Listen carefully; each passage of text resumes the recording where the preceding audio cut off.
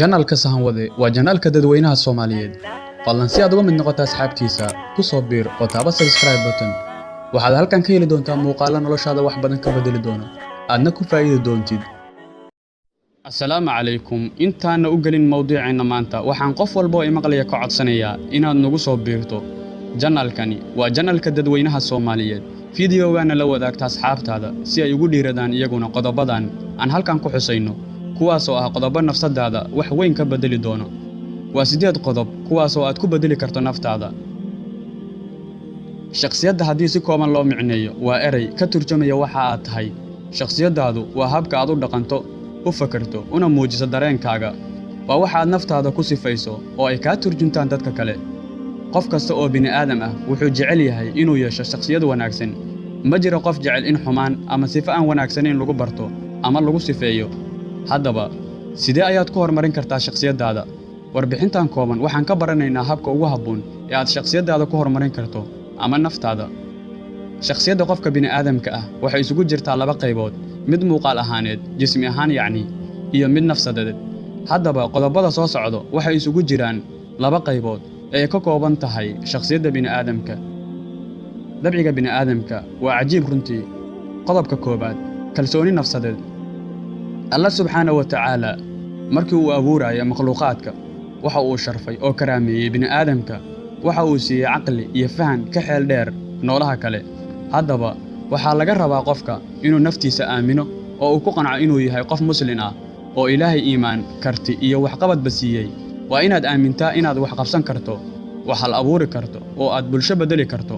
haddaba arrintan waxay kaa saacidaysaa inaad yeelato hami sare, had iyo jeer ku kalsoonow nafsadaada.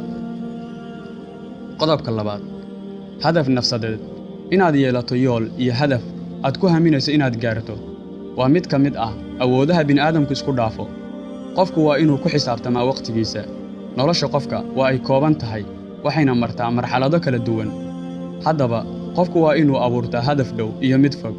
waa inuu qofku hadafkaas uu ka midho dhaliyaa. haddaba inaad hadaf leedahay waxaad ku cabiri kartaa si fudud adigoo naftaada weydiinaya, maanta maxaad qaban? asbuucan ama bishaan maxaa kuu qorshe ah? sanadkan ama 5 sano ee soo socota maxaa qaban doontaa?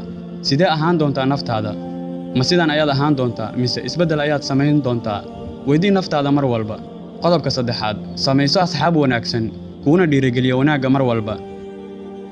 mar kasta oo aad ka agdhawaato rafiiqna ka dhigato dadka wanaagsan ee sida wanaagsan u fakara, waxaad ka faa'iidaysaa xikmad, aqoon iyo waayo aragnimo. weligaa ka dheerow dadka hamiga yar ama nolosha ku fashilmay. sidoo kale ka dheerow dadka aan wanaagga ka hadlin ee xumaanta jecel. qodobka afaraad, kori maskaxdaada. wax akhriska joogtada ah sida qur'aanka, xikmadaha iyo cilmiga kala duwan waxay horumariyaan maskaxdaada. haddaba ku dadaal maalin kasta inaad wax akhrido oo uu qur'aanka kariimka ugu horreeyo. ku dadaal inaad maalin kasta wax faa'iido leh akhrido ugu yaraan 1 saac maalin walba. qodobka shanaad, horumari naftaada. qofku waxa uu naftiisa ku horumariyaa barashada cilmiga mid toos ah iyo mid dadban yacni. haddaba xilli kasta aqoon kororso. ku dadaal inaad gaarto xorriyad dhaqaale. ha ku tiirsanaanin dad kale. ku dadaal inaad awood dhaqaale yeelatid oo dadku adiga kugu tiirsanaadaan. samee wax walba oo aad horumar ku gaari kartid adigoo ka eegaya dhanka wanaagsan. qodobka 6aad, daryeel jirkaaga. daryeelidda jirka waa qodob u muhiima jiritaanka qofka. qofka waa inuu joogteeyaa cuntooyin dheellitiran. waa in cuntadaadu ku xadidan tahay. sidoo kale daryeelka jirka waxaa qayb weyn ka qaata jimicsiga joogtada ah.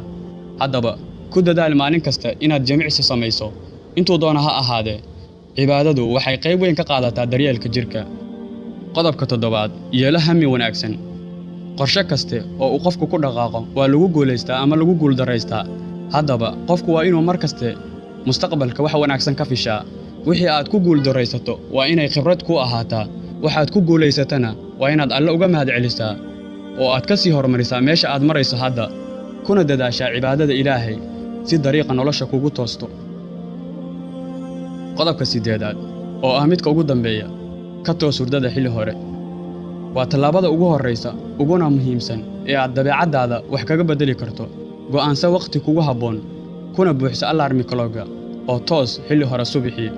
isku day inaad ka soo toosto subaxii waqti hore oo ku tuka salaada subax jamaacada jawgu aad buu u degan yahay markaas waxaa laga yaabaa inay kugu adkaato maalmaha hore laakiin waad la qabsan doontaa ku celceli celcelinta badan waa waxa guusha keena intaas ayuu noogu egyahay mawduuceena maanta waxaan halkan kugu soo gudbinayaa sidoo kale orahayo aad ku anfacaya nafsadaada oo ku saabsan mawduuceena maanta aan ka hadlayno hami aan qorshe lahayn waa humaag iyo dhalanteed guuldarradu waa awoodda lagu gaaro guusha guul waxaa gaara qofkii isku mashquuliya waddada guusha kuna xiran alla subxaanahu wa tacaala marka walaal fadhiga ka kac waxaa tahay dhallinyaro wax walba waad awooddaa waxna waad qabsan kartaa intii goorgoor tahay wasalaamu calaykum intaas ayuu noogu egyahay mawduuceena maanta waxaan filayaa inaad wax badan ka faa'iiday fadlan la wadaag asxaabtaada fiidiyowgan kuna soo biir janaalkan si aad mar walba u hesho fiidiyow noocan oo kale waa walaalkiin Saki Cabdi Yaasiin soo gudbiyaha